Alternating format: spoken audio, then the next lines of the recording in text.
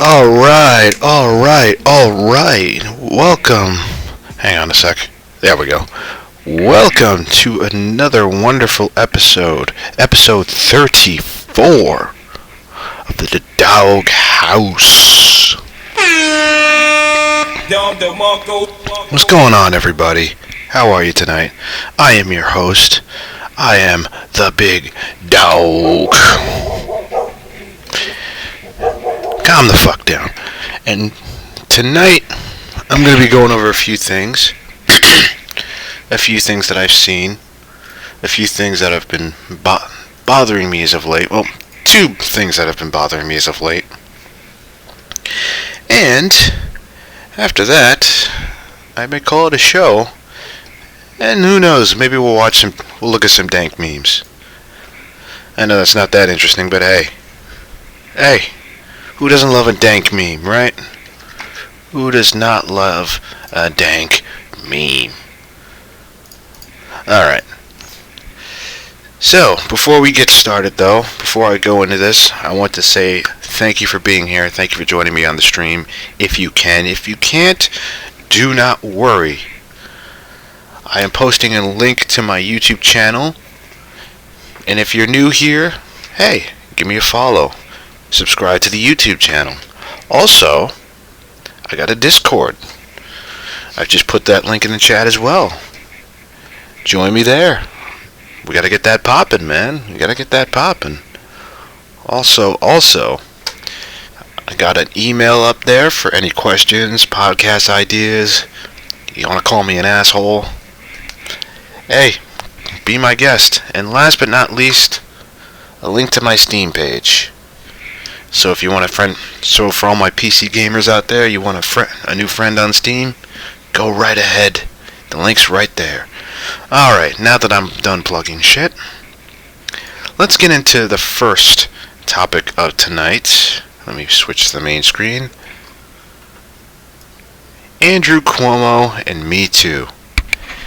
Yeah, that's right, everybody. Being a New Yorker, this kind of affects me. For those of you who don't know what I'm talking about, or you just don't watch TV or really read news, can't say I blame you. But the New York governor, Mr. Andrew Cuomo, is resigning due to mounting allegations of sexual assault.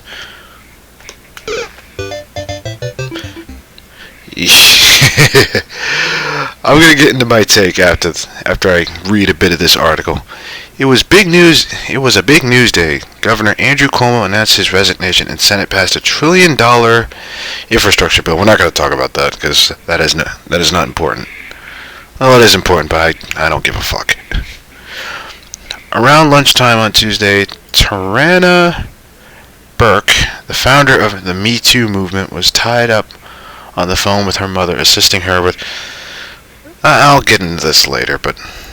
This is another thing I'll get into later, but... whatever. Was tied up on the phone with her mother, assisting her with household logistics. All week, Burke had been keeping an eye on the fallout from a report by the New York Attorney General that found that Governor Andrew Cuomo had harassed nearly a dozen women. Oh boy. But Cuomo had vowed to remain in office, and like most observers, Burke thought he would fight to the death. Suddenly, Burke's mother yelled into the phone, "He stepped down!" I know that's probably not her voice, but I'm going to use it anyway. Fuck you! Cuomo had announced that he would resign as governor, soon vacating the office he had held for the past 10 years. Bruh. That's a lot of years, bruh. Shit. Cuomo... fuck. With that, the story changed for Burke and everyone else. Until Tuesday, the Cuomo story was in large part about what was not changing.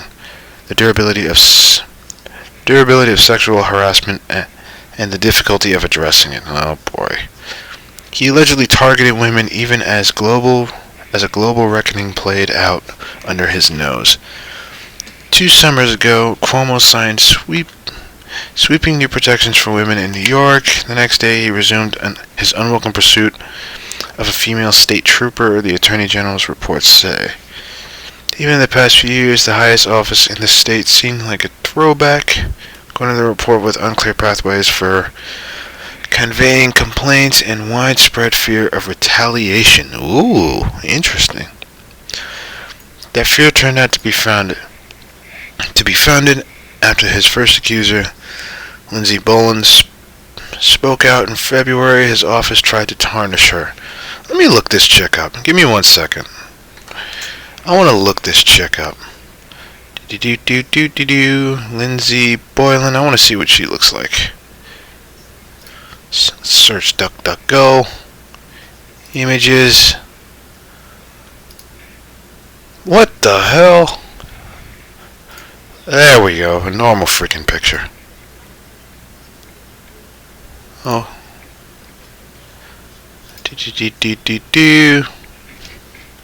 Full screen. Okay. This is what she looks like. For those of you who don't know, this is what she looks like.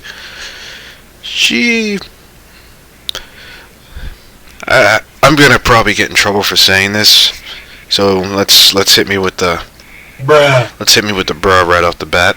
But she's not bad looking. She ain't bad looking. Now, I know what you guys are thinking. Shame on you, Brandon. Shame on you, big dog. What is wrong with you? But all right. Back to the article. Spoke on Friday. Tarnish her as more women came forward. Cuomo's public posture was mostly dismissive, and it wasn't clear how much New Yorkers cared either. I'll be honest, I didn't give a fuck. I'm sorry, I didn't. Even his resignation speech was somewhat grudging, and he called the investigation biased. In my mind, I've never crossed the line with anyone. Okay. With anyone, but I didn't realize the extent to which the line had been redrawn. Alright. I want to see if this set has the what do you call it? That line that he said he's like that he's not a perv, that he's Italian or some shit. I saw that, I almost spit out my drink when I was looking at it. That was so fucking funny. But whatever. The hell with it. Let's leave it there. Oh wait, what's this? But now the Cuomo story demonstrates the durability of the movement. Nearly 4 years after the revelations about Harvey Weinstein set off a global reckoning with Me Too still blazing through the... here we go, fucking Weinstein again. You know, this is the thing people don't get about Weinstein. Yeah. Do I think he's a piece of shit? Of course he does. Of course I do. But you have to understand this. Weinstein had help. He didn't act... For those of you who think he acted alone? Nope. He did not. He had people in his corner supplying him with these women, with these victims. I'm not going to mention names because, to be honest, I don't remember them off the top of my head, but that's beside the point. Alright. Let me get my takes. Because a lot of people were asking me, a lot of people asked how I feel about this, how I feel about Cuomo retiring, all the harassment claims about him and all this stuff. When I saw him step down, this is all I thought. How ironic. That is what was going through my mind. How ironic is this? Like, this is absolutely hysterical for me. And I know what you're saying. Oh, you're celebrating this. How dare you celebrate a man having to step down? Nope. That's not what's going on here. So calm your tits. I find it ironic. That's why I'm laughing, because to be realistic with you, this is the ironic thing about the Me Too movement. This is the same man that people were saying should be president at the height of the of the C-19 pandemic, right? I know you all remember this. Especially all my New Yorkers out there. I know you people remember this. I know you do. The funny thing is, those same people that were saying this man should be president are now dragging his name through the mud. They are eating at his reputation. And this is what happens. It's the ironic thing. And it's not just Cuomo. This is my big problem with the Me Too movement and these whole sexual harassment things. Like, you're going after people for actions that they did years ago. Like, we all did something cringe years ago. I've done plenty of cringy shit years ago. And I bet you that everybody watching this has done the same. You can't just go after somebody for something. Alright, you know what? Let me stop before I go off on a whole fucking tangent. But my thing about this is, again, I find it ironic. The guy, the fucking guy. Am I celebrating him having to resign? Nope. No, I do not. But I find it ironic that this is the way to go. And I believe another content creator I watched, Coach Greg Adams. If you check out his videos when you're done, he's actually a pretty funny content creator.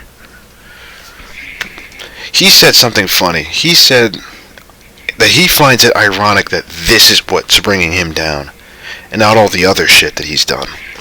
For example, the whole nursing home scandal. I'm not going to go into detail, but people lost their lives in those homes because of his decisions. Let me just let that sink in. But again, I digress. All right. Moving on. Another thing that just broke today, actually. So, there was actually potential Moon Knight leak reveals first look at the hero's costume. Marvel Studios' Moon Knight is one of Disney Plus's most anticipated upcoming series. Okay. I'll give my opinion about that. The show is currently in production, and fans have been clamoring for a first look at Oscar Isaac. Yeah, they got Oscar freaking Isaac of all people. Nothing against the man, but of all the people, this is who they pick. In the costume, well, now a potential leak seems to have surfaced online and does just that.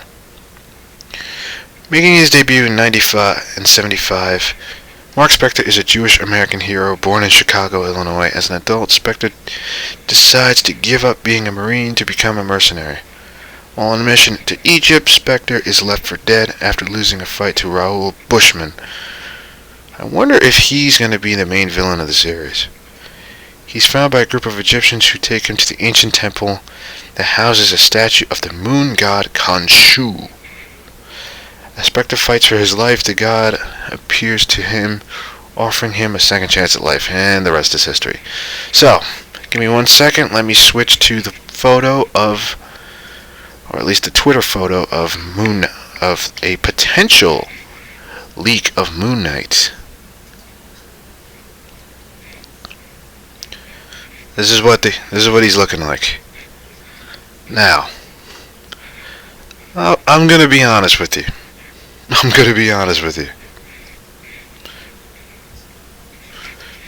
This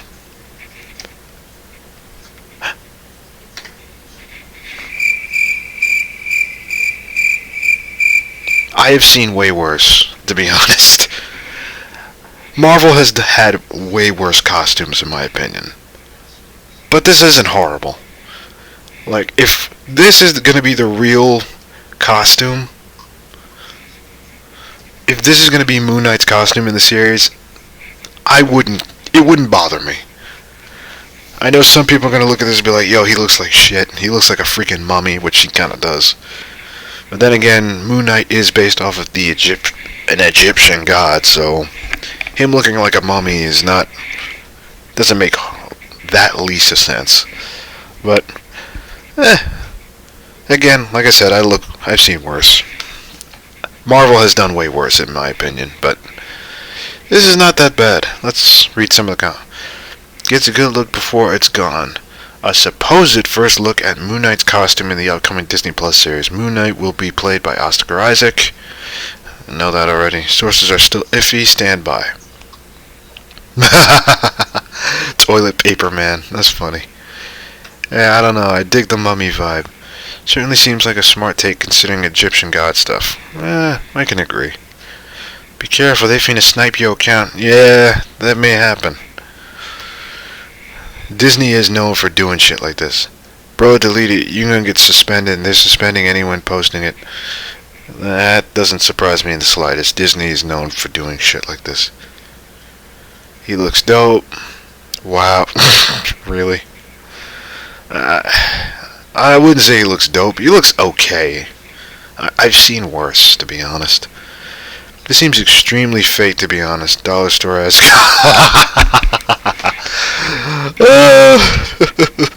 Dollar store-esque costume. Oh, that's actually really funny. It's fake, no? Everybody getting banned, posting it. Delete this, bro. Holy shit. Looks pretty cool. This looks amazing. Yeah, this does happen. Delete this, bro. I hope not this ugly. Damn. I really hope this is fake because the costume looks mad dirty. Kinda does look dirty. The man fights bad guys and it's crazy. Oh, see, it's not gonna be pure white. He makes a valid point, but I can understand why people aren't happy. There's Oscar Isaac. Looks really different. I like it. Too many Marvel costumes look like they were made by one person. That's a good point. What the actual fuck? Looks sexy. For those of you asking, no, I do not have Twitter. I could not tolerate being on Twitter for more than like 10 minutes without bashing my head into the wall. Delete this before they shadow ban you. It's been happening a lot. Be careful. Be careful with Feige. Yeah, good question. Ironic. Emma Stone is considering suing Disney. Maybe that's something I should talk about. Nito, the Thieves Guild's quest was always my favorite in Scott. What? Oh, okay.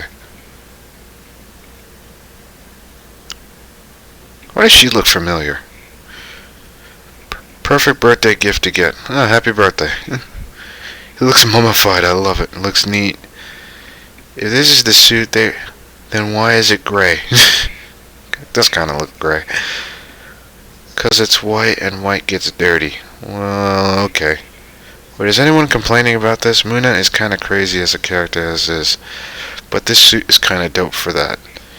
Has anyone seen Starfire and Titans? She looks awful for 3 seasons. I see where he's going. Okay. Alright. Here's my thing with the Moon Knight series. I'm cautiously optimistic about it. I'll be honest with you. Disney Plus's series have been all over the place. Some have been tolerable. Some have been downright, what the fuck am I watching? I watched Falcon and Winter Soldier, and while the fight scenes were okay, the preachiness of the show was terrible. WandaVision had some pretty...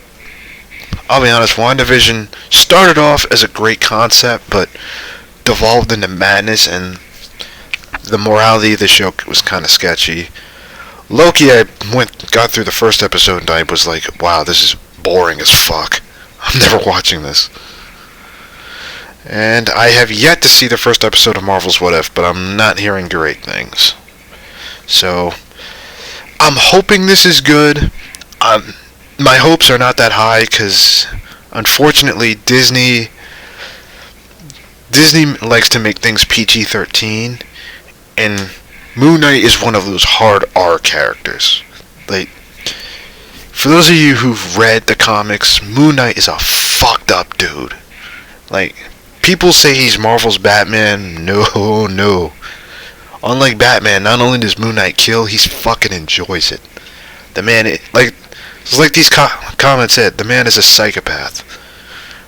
I think he suffers from like multiple personality disorders. But yeah, that's what Moon Knight's gonna look like, or supposedly look like. Now I want to get into the Scarlett Johansson piece with her suing Disney, and I want to call on a certain somebody to help me with that. My good old friend Nerderotic.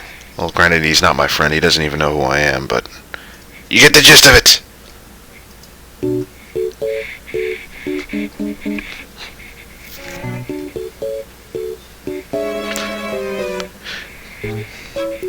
You gotta love this Nintendo Wii music. Do do do do do do do. Black Widow posts deepest second box office drop. Wow. Movie theater owners blame Marvel as Black Widow. Oh, here we go.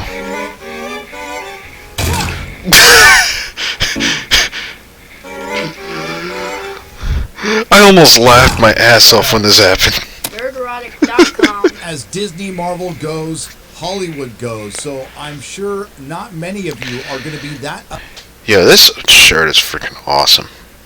Upset to hear that one underperforming Disney Marvel film called Black Widow, which could actually be a flop, is leading to a Hollywood implosion. Hollywood is in big trouble right now, and yes, we are going to talk about Black Widow.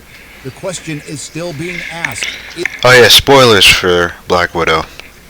Sorry. Is Black Widow a flop? I say, if you have to ask that question 25 days into its release, the answer is yes. If Black Widow wasn't a flop, then why is ScarJo suing Disney? Things are getting interesting, folks, especially if you're a big fan of Disney's Schadenfreude, which I personally am. So let's enjoy some, shall we? Disney versus Scarlett Johansson, why a ton of lawsuits may be next. Long story short, on the ScarJo lawsuit, she is suing Disney because she was promised performance incentives based on Black Widow being released exclusively in movie theaters.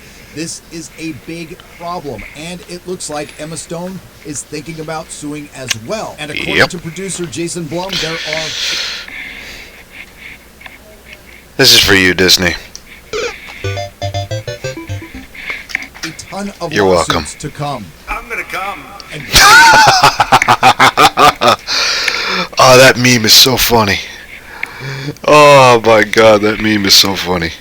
I'm sorry, I gotta rewind that. There are a ton of lawsuits to come. I'm gonna come. Why is this I'm gonna happening? come. Well, streaming is an easy way to hide numbers from the public and from adult pretenders. And that's not all. Turns out Kevin Feige is angry and embarrassed over Disney's reaction to Scarlett Johansson's lawsuit. This is so good. As the Bob Chapek-led regime goes to war with a Marvel star, Hollywood stars and creatives fear the end of massive back-end deals. We all know how Hollywood feels about massive back-end deals, and I don't think that's a way for anyone other than the adult pretender.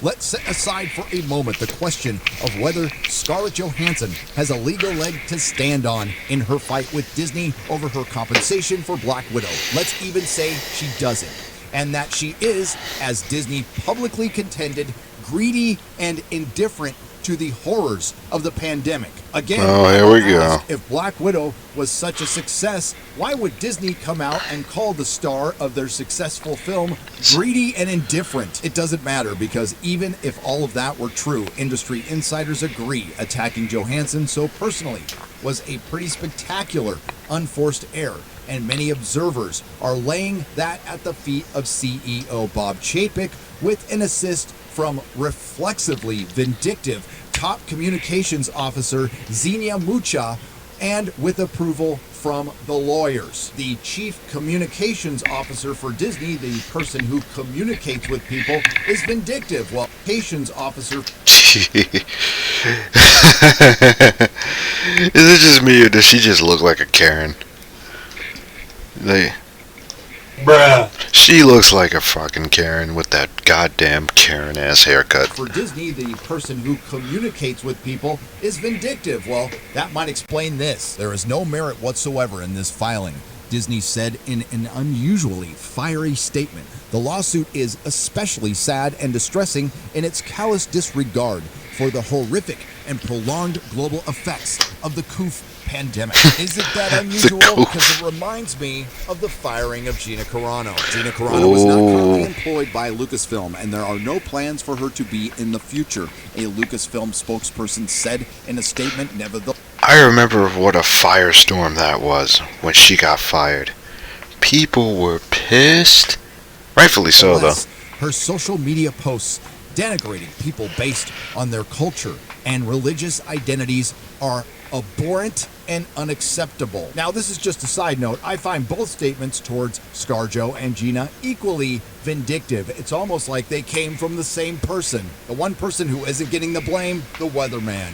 Outgoing chairman Bob Iger. Somebody's playing it like an amateur, says one former Disney executive. Iger's no amateur.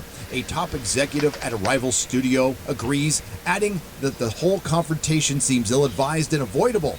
It's insane to me. Insane, he says. Do you think on Bob Iger's watch he would have ever allowed a piece of talent to sue them? ScarJo is a piece of talent. Now, the great thing for us is we're seeing this implosion happen in real time, and this is all because Black Widow flopped. A Disney insider says that the blame for the statement is being placed unfairly at Chapek's feet. I wonder who that insider is. Is it Bob Chapek? And it was not a unilateral decision nor an edict from him.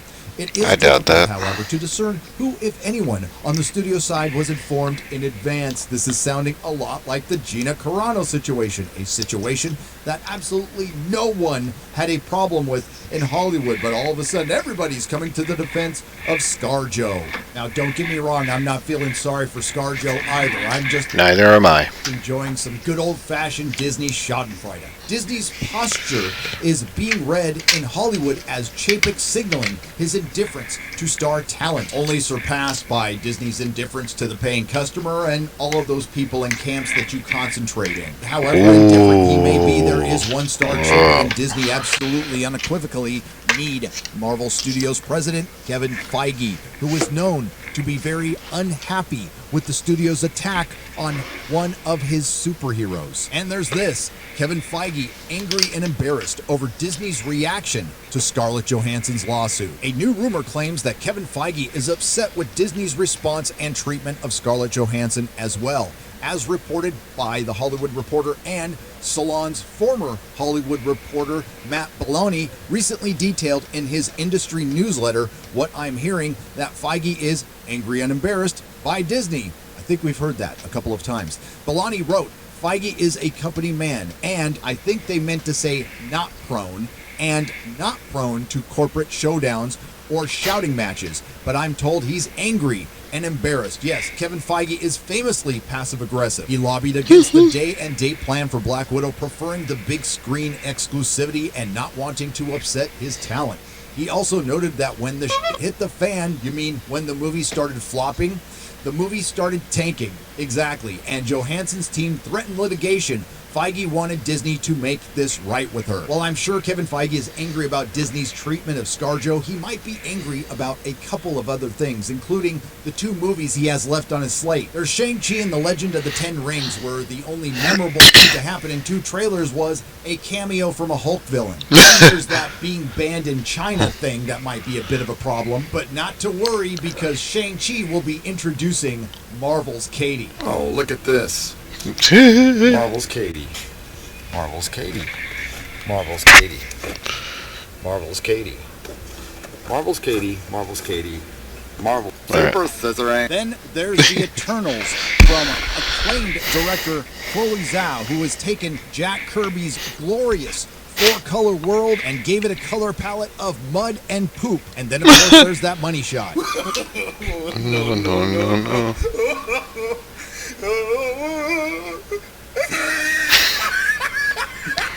Oh no. Oh And no. there's also that being banned in China thing. Now, there are a lot of factors that went into the failure that is Black Widow, including the coof, the horrific marketing. Black Widow Scarlett Johansson explains why it's important to push conversations around gendered superheroes. You want to know who wants to have those conversations? Blue check marks our Twitter and no one else. And of Yep. course, there was this. You know, the movie is about the subjugation of women. Now, yes, the film was about the subjugation of women, but if you wouldn't have said anything, you might have had a better first weekend. And there's also that little detail of it being a bad film. Maybe you shouldn't have dived into identity politics. Maybe you shouldn't have given in to the intersectional And you want to know something? You know what? I'll and save that for turned later. a superhero franchise into propaganda. Maybe the MCU shouldn't have been turned into a platform. Maybe it shouldn't be the MCU.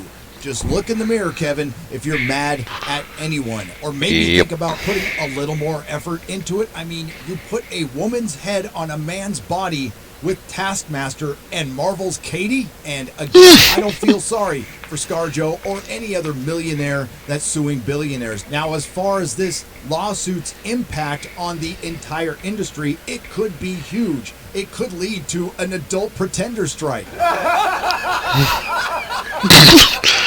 Nick But Cage. this article does shed some light on the streaming wars and inexplicable contracts, including Alex Kurtzman getting $150 million. In time, Johansson is likely to have company on the battle lines. It's a much bigger existential fight that she's really leading, says producer Jason Blum. Turns out all of that back-end money that the actors were getting is going to go to the executives. The alternative to paying the talent, he notes, is paying the corporation. And how, he asks, is that better? It's not, but again, that explains the Alex Kurtzman inexplicable contract extension. We'll probably get a Kathleen Kennedy contract extension. I wouldn't be surprised. It explains the garbage we've gotten on Disney Plus, including the disappointing WandaVision, the preachy Falcon and Winter Soldier, and the intersectional feminist porn that was Loki. Oh, and we can't forget Marvel's What If, following in the tradition of the Taskmaster and the Masters of the Universe. What if Captain America had a male body with a female head? It doesn't matter to me whether my movie is a huge hit or not. The pressure's off. He doesn't want to embarrass himself, but a project just needs to be good enough to get the next deal. This may help explain why so many movies made for streamers seem to be shit. And that statement came from an unnamed producer at a major studio. In other words, storytelling doesn't matter anymore. It's just about content. What streamers are betting on is that in the next 3 to 5 years, there will only be 3 or 4 of them left, pumping content into homes, and they'll be so powerful they will be able to push the price down of producing, of paying talent, of paying producers, of paying writers, directors, says Blum. I personally don't think they'll be able to do that, but that's what they're betting on. And the giant 9,000-pound elephant in the room that this article does not talk about is the movie theaters. When I saw Black Widow on opening day, the theater was a quarter full. I saw Jungle Cruise this past weekend, a dumb Disney movie, on its opening weekend, and I sat in an empty IMAX theater. Damn. Things are not looking good. Hollywood is contracting, and then there's this news. Hollywood's hope for post-Labor Day office reopenings fading as COOF cases spike. And hell, we'd be locked down already if it wasn't for Gavin Newsom's recall, the same Gavin Newsom that ScarJo and her ilk supported and were made essential over millions of Californians. So no tears for ScarJo. All I know is this is great. Kevin Feige is pissed. ScarJo is saying... Alright. Son of a bitch. Hang on. Let me put the music back on. Here's something that you guys may find hilarious about what ScarJo said about how this movie's about the subjugation of women and how it's about... The ironic thing is this movie was woke, yet there were a ton of shots of ScarJo's ass. How ironic is that? I mean... Bruh. You gotta be kidding me, man. Alright. But Thank you all for joining me tonight. This has been episode 34 of The Doghouse, and I will see you next time.